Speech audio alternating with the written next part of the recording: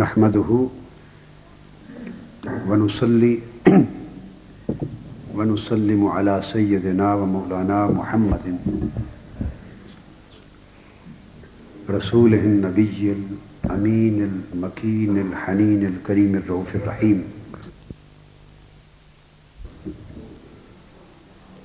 أما بعد،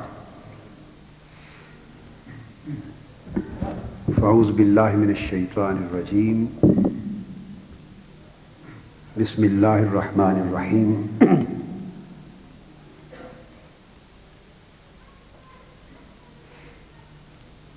يا أيها الذين آمنوا لا ترفعوا أصواتكم عند صوت النبي ولا تجهروا له بالقول كجهر بعضكم لبعض أن تحبط أعمالكم وأنتم لا تشعرون. صدق اللہ مولانا العظیم.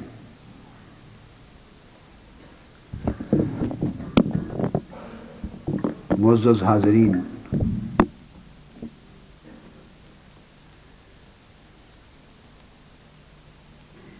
اس وقت جو آیہ کریمہ میں نے تلاوت کی یہ سورہ حجرات کی، اس کے ذریعے جو اعتقادی نکتہ آج آپ کو سمجھانا چاہتا ہوں وہ ادب اور عمل کا باہمی تعلق. نکتہ یہ ہے کہ دین اسلام میں اور ایمان میں ادب کی اہمیت کیا ہے، عمل کی اہمیت کیا ہے، اور ادب اور عمل کے درمیان نسبت، تعلق اور رشتہ کیا ہے. یہ خاص نکتہ ہے جس کو نہ سمجھنے کے باعث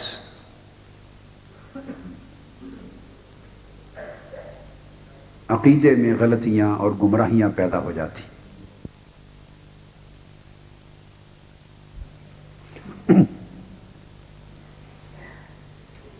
اس آیت کریمہ میں اللہ رب العزت نے فرمایا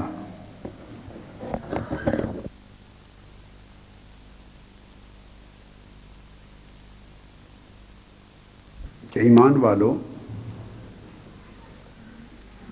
تم اپنی آوازوں کو نبی اکرم صلی اللہ علیہ وآلہ وسلم کی آواز مبارک سے اونچا نہ کیا کرو، اور نہ حضور نبی اکرم صلی اللہ علیہ وآلہ وسلم کو اس طرح بے تکلفی سے آواز دیا کرو جیسے تم آپس میں ایک دوسرے کو اور اپنے جیسوں کو آواز دیتے اور بلاتے ہو. جیسے تم اپنے جیسوں کو اور ایک دوسرے کو آواز دیتے ہو، بلاتے ہو، اس طرح بے تکلفی سے حضور نبی اکرم صلی اللہ علیہ وآلہ وسلم کو مت بلایا کرو. اگر تم یہ بے ادبی کرو گے، یعنی اپنی آواز کو حضور علیہ الصلوۃ والسلام کی آواز مبارک سے اونچا کر لو گے، یا انہیں بے تکلفی سے اپنے جیسا سمجھ کر بلاؤ گے، پکارو گے، تو نتیجہ یہ ہوگا ان تحبط اعمالکم وانتم لا تشعرون. تمہارے تمام اعمال برباد کر دیے جائیں گے، اکارت ہو جائیں گے، تباہ ہو جائیں گے، اور تمہیں اس تباہی کا شعور بھی نہیں ہوگا. تمہیں اس تباہی کا شعور بھی نہیں ہوگا، اندازہ بھی نہیں ہوگا کہ ہم تباہ ہو چکے اور لٹ گئے. یہ آیت کریمہ ہے. اس سے اس موضوع کو سمجھنے میں بڑی آسانی ہو جاتی ہے، جس کا میں نے شروع میں ذکر کیا کہ ادب اور عمل کا تعلق کیا ہے۔ آج کے دور میں جس انداز کے ساتھ دین اسلام کی تبلیغ ہو رہی ہے، اس میں ادب اور عمل کا جو درمیانی رشتہ ہے، اس توازن کو بگاڑ دیا گیا ہے اور اہمیت کو الٹ پلٹ کر دیا گیا ہے۔ اہمیت کو الٹ پلٹ کر دیا۔ یہ آیت کریمہ ادب اور عمل کے باہمی تعلق کو اور اس کی اہمیت کے توازن کو مقرر کرتی ہے، متعین کرتی ہے۔ دو چیزیں پہلے بیان کی گئیں جن کا تعلق صرف ادب سے ہے، وہ شریعت کے احکام، فرائض، واجبات، سنن، سنتیں اور اعمال میں سے نہیں ہیں، بلکہ ان کا تعلق وہ ایسے عمل ہیں جو سرتاپا ادب ہے۔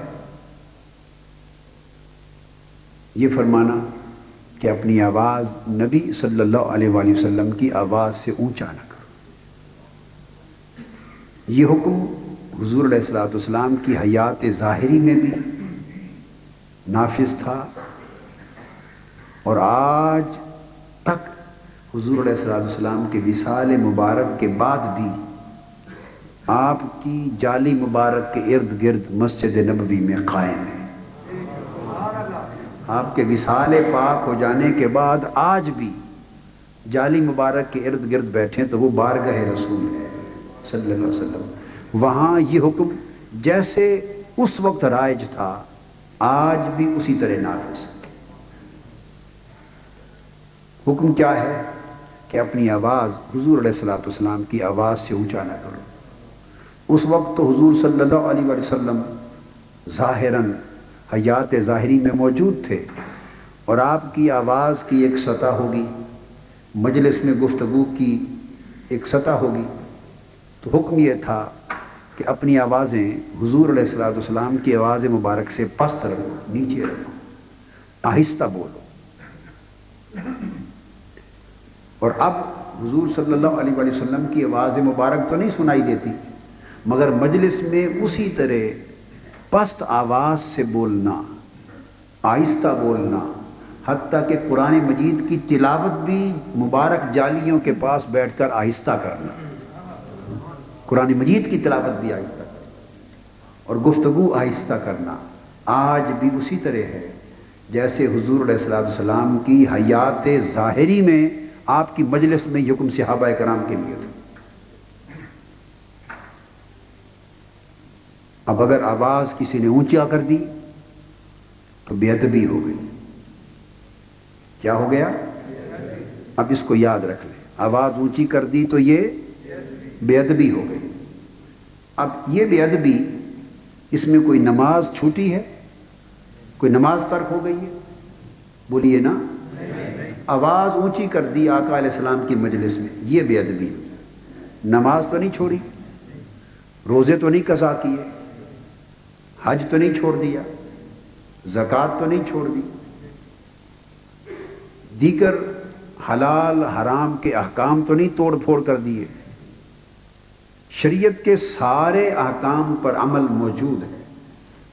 آدمی بیٹھا نماز بھی پڑھ رہا ہے اور باجماعت پڑھ رہا ہے، روزے بھی رکھ رہا ہے، حج بھی کر رہا ہے، زکوٰۃ بھی دے رہا ہے، حلال بھی کما کے کھا رہا ہے، حرام سے بھی بچ رہا ہے، سارے حقوق اسلام کے، اللہ کے اور بندوں کے ادا کر رہا ہے، اور تمام اعمال کے ہوتے ہوئے ایک عمل بے ادبی کا بارگاہ رسالت مآب میں کیا ہے صلی اللہ علیہ وسلم۔ ایک عمل بے ادبی کا کیا کہ آواز اونچی کر دی، اور دوسرا عمل بھی بیان کیا گیا بے ادبی کا، وہ یہ کہ اگر تم حضور علیہ الصلوۃ والسلام کو مخاطب ہو، بلاؤ، آواز دو، تو جیسے ایک دوسرے کو اپنے جیسا سمجھ کے بے تکلفی سے بلا لیتے ہو، بات کر لیتے ہو، تو اس طرح حضور علیہ الصلوۃ والسلام کو اپنے جیسا نہ سمجھو۔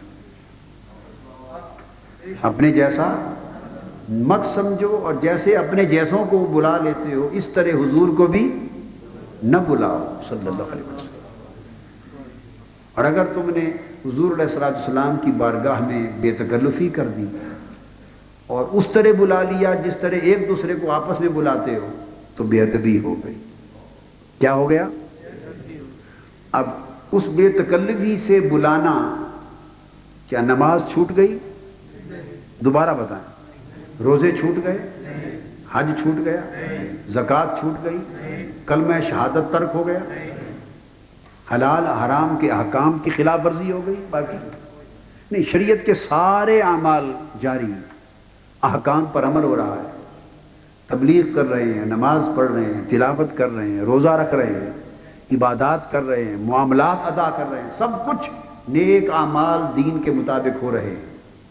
ان کے اندر صرف ایک بے ادبی یہ ہو گئی کہ حضور علیہ السلام کو اونچی آواز سے بلا دیا، یا حضور علیہ السلام کو اس طرح بلا دیا کہ اس بلانے کے انداز میں بے ادبی ہو گئی۔ یہ بے ادبی، ادب رسول صلی اللہ علیہ وسلم ترک ہو گیا۔ باقی اعمال سارے موجود ہیں، اعمال سارے موجود ہیں، ترک کیا ہوا ہے؟ عمل یا ادب؟ بولیے، ترک عمل نہیں ہوا، ترک ادب ہوا ہے۔ تو اس کی سزا کیا ہے وہ بھی سن لیں۔